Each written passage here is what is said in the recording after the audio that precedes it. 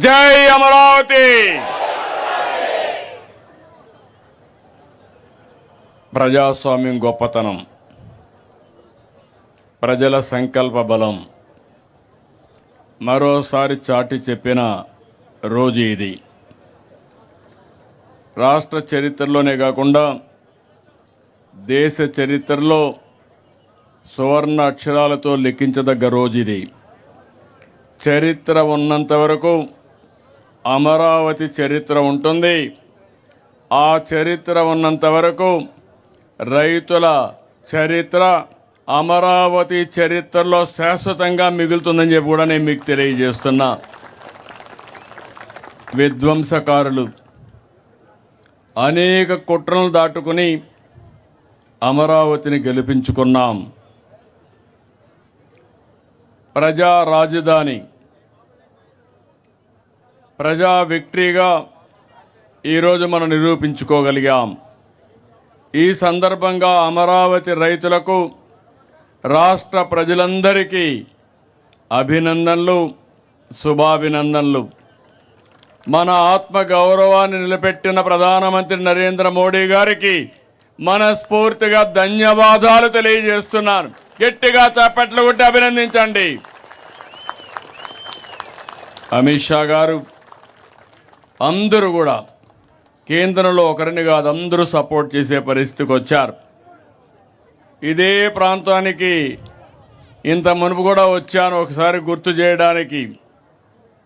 ఏదైతే విధ్వంసం చేసిన తర్వాత మీ అందరికీ ఇబ్బందులు ఆ రోజే 3 రాజధానులు అనౌన్స్ చేసిన రోజున ఇక్కడికి వచ్చి పవిత్రమైన స్థలం ఇది, మామూలు స్థలం కాదు.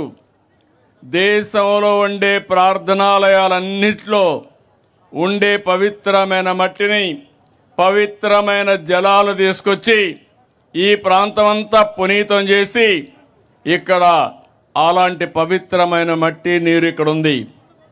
ఇప్పుడే మాధవ్ గారు చెప్పారు, ఆ రోజు ప్రధానమంత్రి గారు వచ్చినప్పుడు ఒక మాట చెప్పారు.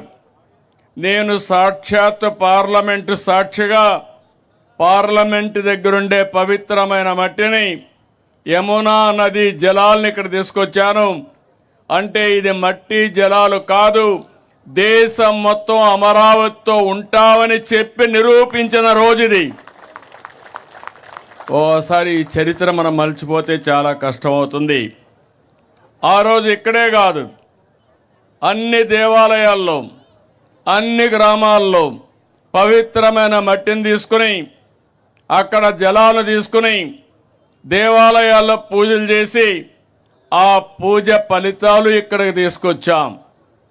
అలాంటివన్నీ కూడా మనం ఒకసారి గుర్తుపెట్టుకుంటే ఈరోజు సాక్షాత్ పార్లమెంటు ఒక పార్టీ కాదు, ఎన్డీఏ పార్ట్నర్సే కాకుండా దేశంలో ఉండే అన్ని రాజకీయ పార్టీలు అండగా అమరావతికి నిలబడ్డారంటే అది చరిత్ర.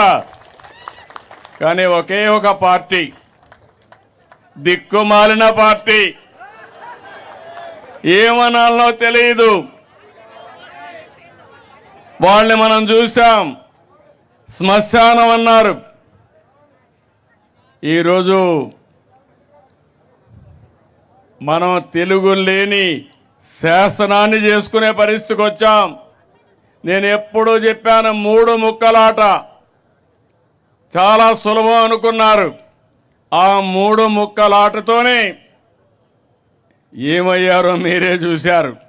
అలాంటి జరిగే పరిస్థితి వచ్చింది. ఇలాంటి పవిత్రమైన సందర్భంగా నాకు చాలా భావోద్వేగం ఉంది. మీకు ఒక నమ్మకం, ఇది ఒక రాజధాని అవుతుంది, మీ జీవితాల్లో మంచి కలుగుతుంది. అదే కాకుండా మీరు ఇక్కడ రాజధానికి భూమి ఇచ్చిన వారు శాశ్వతంగా అవుతారనే మంచి పేరు కోసం ఒక నమ్మకంతో నాకు 29,000 మంది రైతులు 33,000 ఎకరాలు స్వచ్ఛందంగా 1% లిటిగేషన్ లేకుండా ఇచ్చారు. ఆ రోజు ఈరోజు నారాయణ గారు ఇక్కడే ఉన్నారు. చెప్తే మీ దగ్గరకు వచ్చి మాట్లాడి చేశారు. ఇది అమరావతి ఒక క్యాపిటల్ కాదు, ప్రజల ఆత్మ గౌరవానికి చిహ్నం. ఇక్కడే అమరలింగేశ్వరుడు కొలువు. ఇంకో పక్క ప్రసిద్ధ బౌద్ధ స్తూపం, కృష్ణమ్మ తల్లి, దుర్గమ్మ తల్లి. ఇంతమంది అండగా ఉంటే తాత్కాలిక ఇబ్బందులు వస్తాయి కానీ అమరావతికి ఎప్పటికీ అపజయం లేదు. ఇది చరిత్ర. ఆ రోజు కూడా నేను ఆలోచించాను, ఎక్కడ రాజధాని అయితే బాగుంటుందని ఆలోచించాం. నడి బొడ్డున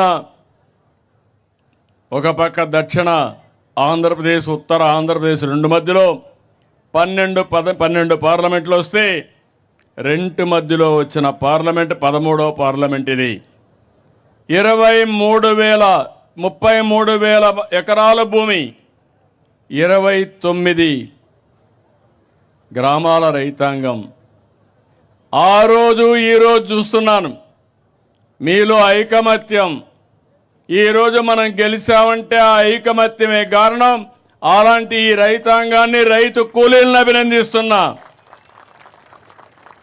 58 రోజుల్లో